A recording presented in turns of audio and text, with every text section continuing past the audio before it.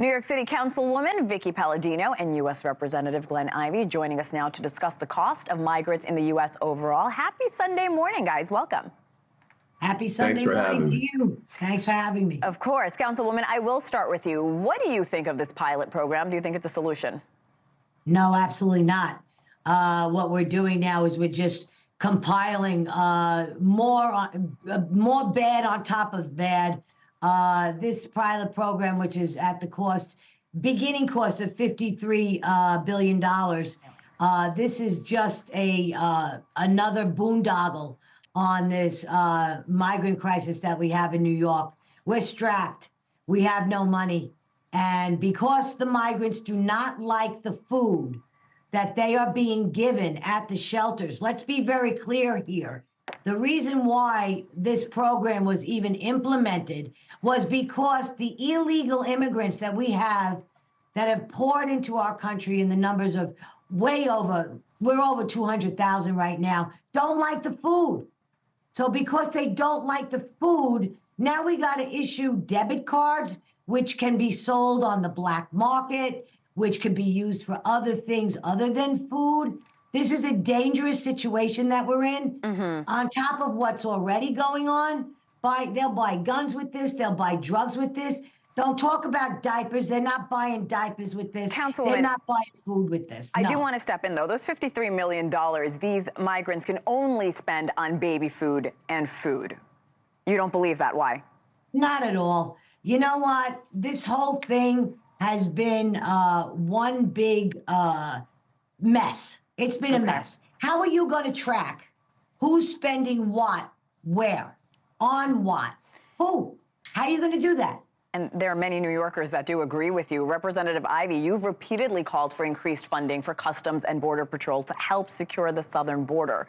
But what about those cities, like here in New York or in Chicago, where these migrants are being brought in?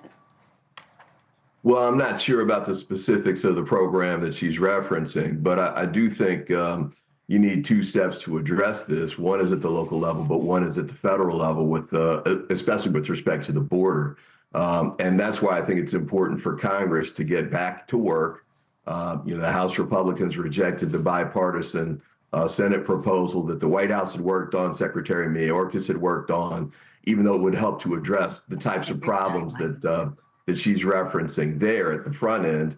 And also they've opposed additional funding to localities for funding for NGOs and some of the other additional costs that are incurred at the local and state level. So I hear what she's saying. I'm not familiar with the program, but I definitely do know that there are things that we should and could be doing in Congress to move these things forward. We just need Speaker Johnson and the House Republican leadership to get on board and move them forward along with the other, key bills that we need. The government shutdown's looming, at the end of next week.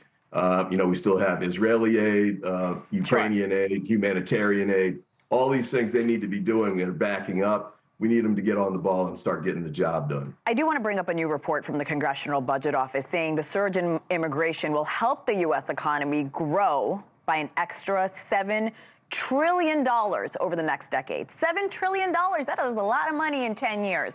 Councilwoman, your thoughts? The border bill is a disaster. The border bill wasn't signed for good reason, okay? It's not. This is absolutely ridiculous. Once again, this falls at the Democrats' feet.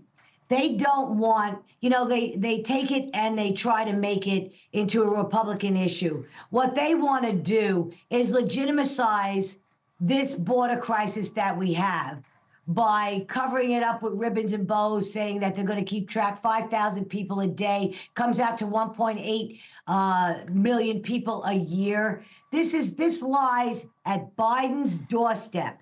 This was rejected for good reason by the Republicans, and that's it. It should never have passed, and that's it.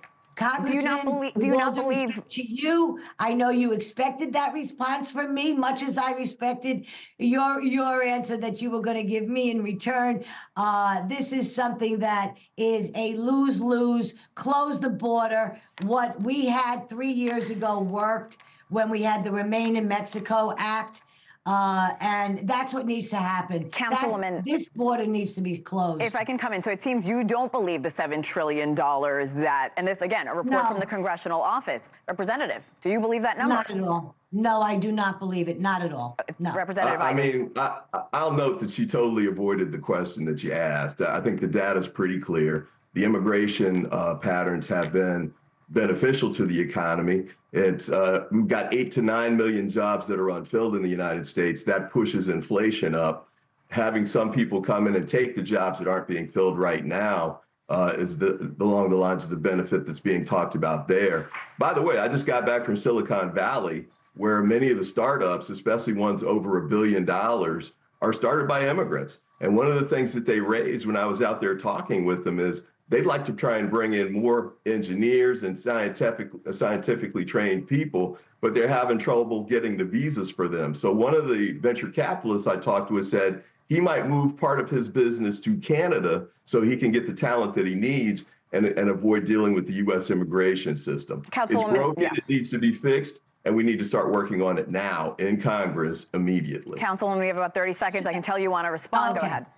So you're saying that those illegals that we got crossing the borders got college degrees and they're able to work in Silicon Valley?